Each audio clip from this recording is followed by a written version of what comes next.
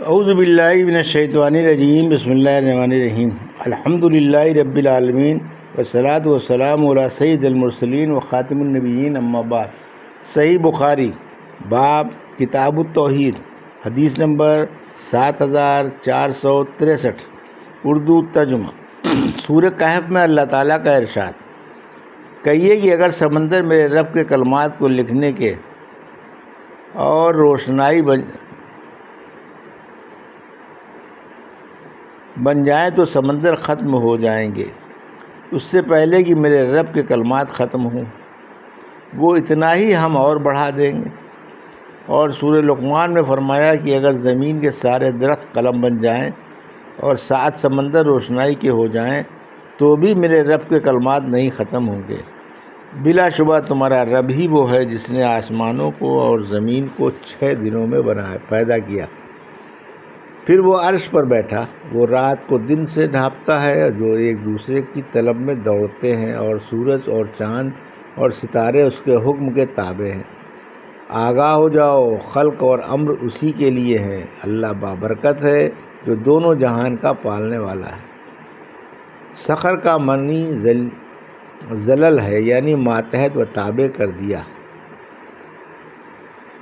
ہم سے عبداللہ بن یوسف نے بیان کیا، انہوں نے کہا ہم کو امام مالک نے خبر دی، انہیں ابو زناد نے، انہیں اعرج نے، اور ان سے ابو ہریرہ رضی اللہ عنہ نے بیان کیا کہ رسول اللہ صلی اللہ علیہ وسلم نے فرمایا، جس نے اللہ کے راستے میں جہاد کیا اور اپنے گھر سے صرف اس غرض سے نکلا کہ خالص اللہ کے راستے میں جہاد کرے گا اور اس کے کلمہ توحید کی تصدیق کرے گا، تو اللہ تعالیٰ اس کی ضمانت لے لیتا ہے کہ اسے جنت میں داخل کرے گا، یا پھر ثواب اور غنیمت کے ساتھ اس کے گھر واپس کرے گا۔ حدیث نمبر 7464 اردو ترجمہ۔ مشیت اور ارادہ خداوندی کا بیان۔ اور اللہ نے سورہ انفطار میں فرمایا، تم کچھ نہیں چاہ سکتے جب تک اللہ نہ چاہے۔ اور سورہ آل عمران نے فرمایا کہ وہ اللہ جسے چاہتا ہے ملک دیتا ہے۔ اور سورہ کہف میں فرمایا، اور تم کسی چیز کے متعلق یہ نہ کہو کہ میں کل یہ کام کرنے والا ہوں، مگر یہ کہ اللہ چاہے۔ اور سورہ قصص میں فرمایا کہ آپ جسے چاہیں ہدایت نہیں دے سکتے، البتہ اللہ جسے چاہتا ہے ہدایت دیتا ہے۔ سعید بن مسیب نے اپنے والد سے کہا کہ جناب ابو طالب کے بارے میں یہ آیت مذکورہ نازل ہوئی، اور سورہ بقرہ میں فرمایا کہ اللہ تمہارے ساتھ آسانی چاہتا ہے اور تمہارے ساتھ تنگی نہیں چاہتا۔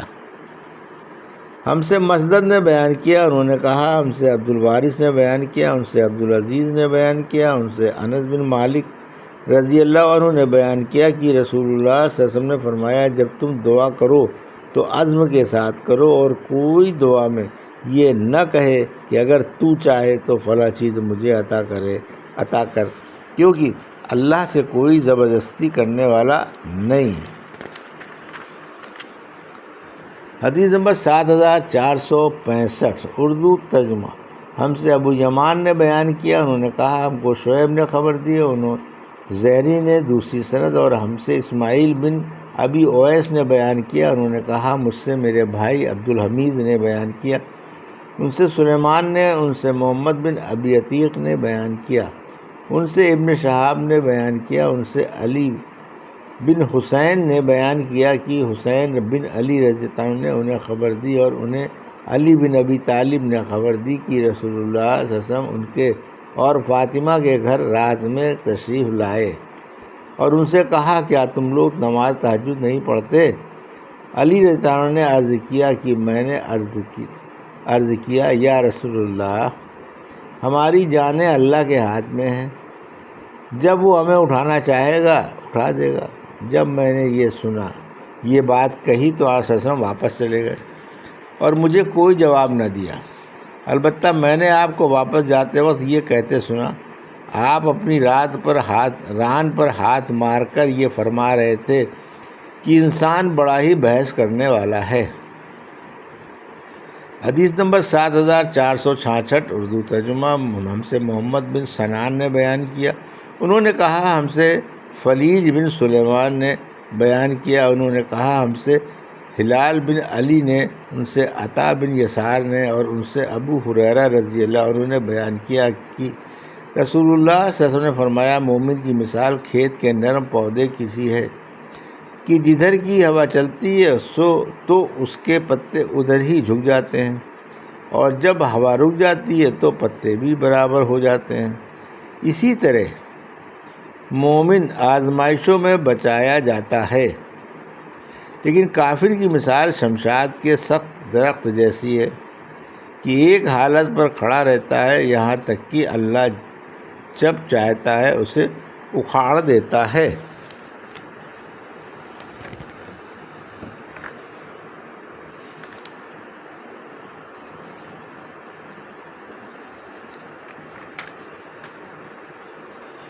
حدیث نمبر 7467 اردو ترجمہ۔ ہم سے حکم بن نافع نے بیان کیا، انہوں نے کہا ہم کو شعیب نے خبر دی، انہیں زہری نے کہا مجھ کو سالم بن عبداللہ نے خبر دی، اور ان سے عبداللہ بن عمر رضی اللہ عنہ نے بیان کیا کہ میں نے رسول اللہ صلی اللہ علیہ وسلم سے سنا، آپ ممبر پر کھڑے فرما رہے تھے کہ تمہارا زمانہ گزشتہ امتوں کے مقابلے میں ایسا ہے جیسے عصر سے سورج ڈوبنے تک کا وقت ہوتا ہے۔ توریت والوں کو توریت دی گئی اور انہوں نے اس پر عمل کیا یہاں تک کہ دن آدھا ہو گیا، پھر وہ عاجز ہو گئے تو انہیں اس کے بدلے میں ایک قیراط دیا گیا۔ پھر اہل انجیل کو انجیل دی گئی تو انہوں نے اس پر عصر کی نماز کے وقت تک عمل کیا، اور پھر وہ عمل سے عاجز آ گئے تو انہیں بھی ایک قیراط دیا گیا۔ پھر تمہیں قرآن دیا گیا اور تم نے اس پر سورج ڈوبنے تک عمل کیا، اور تمہیں اس کے بدلے میں 2 قیراط دیے گئے۔ اہل توریت نے اس پر کہا کہ اے ہمارے رب، یہ لوگ مسلمان سب سے کم کام کرنے والے اور سب سے زیادہ اجر پانے والے ہیں۔ اللہ تعالیٰ نے اس پر فرمایا کہ کیا میں نے تمہیں اجر دینے میں کوئی ناانصافی کی ہے؟ وہ بولے کہ نہیں۔ تو اللہ تعالیٰ نے فرمایا، یہ تو میرا فضل ہے، میں جس پر چاہتا ہوں کرتا ہوں۔ حدیث نمبر 7468 اردو ترجمہ۔ ہم سے عبداللہ المسند نے بیان کیا، انہوں نے کہا ہم سے حشام بن یوسف نے بیان کیا، انہوں نے کہا ہم کو معمر نے خبر دی، انہیں زہری نے، انہیں ابو ادریس نے، اور ان سے عبادہ بن سامت رضی اللہ عنہ نے بیان کیا کہ میں نے رسول اللہ صلی اللہ علیہ وسلم سے ایک جماعت کے ساتھ بیعت کی۔ آن رسول اللہ نے فرمایا کہ میں تم سے اس بات پر بیعت لیتا ہوں کہ تم اللہ کے ساتھ کسی کو شریک نہیں ٹھہراؤ گے، اسراف نہیں کرو گے، زنا نہیں کرو گے، اپنی اولاد کو قتل نہیں کرو گے، اور من گڑت بھگتان کسی پر نہیں لگاؤ گے، اور نیک کاموں میں میری نافرمانی نہیں کرو گے۔ پس تم میں سے جو کوئی اس عہد کو پورا کرے گا اس کا اجر اللہ پر ہے، اور جس نے کہیں لرزش کی اور اسے دنیا میں یہ پکڑ لیا گیا تو یہ حد اس کے لیے کفارہ اور پاکی بن جائے گی، اور جس کی اللہ نے پردہ پوشی کی تو پھر اللہ پر ہے جسے چاہے عذاب دے اور جسے چاہے اس کا گناہ بخش دے۔ حدیث نمبر 7469 اردو ترجمہ۔ ہم سے مولا بن اسد نے بیان کیا، انہوں نے کہا ہم سے وہیب نے بیان کیا، ان سے ایوب نے بیان کیا، ان سے محمد نے بیان کیا،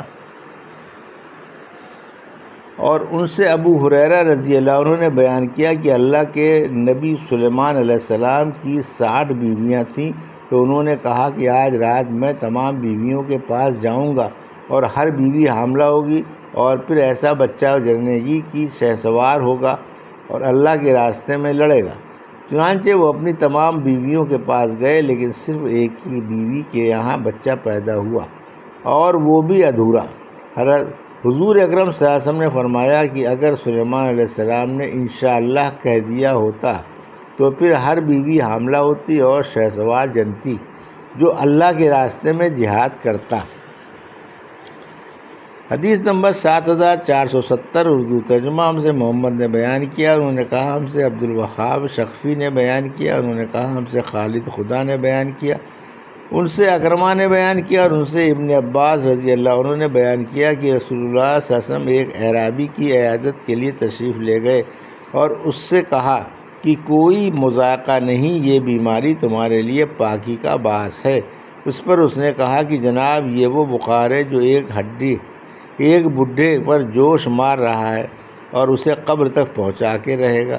آن صلی اللہ علیہ وسلم نے فرمایا کہ پھر یوں ہی ہوگا۔ یہ تھی صحیح بخاری باب کتاب التوحید کی حدیث نمبر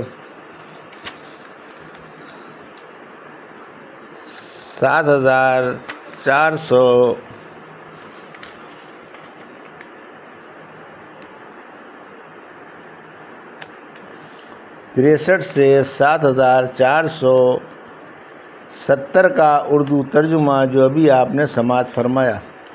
اللہ سے دعا ہے کہ اللہ ہمیں حدیثوں کی صحیح سمجھ عطا فرما اور ان پر عمل کرنے کی توفیق عطا فرما، آمین یا رب العالمین۔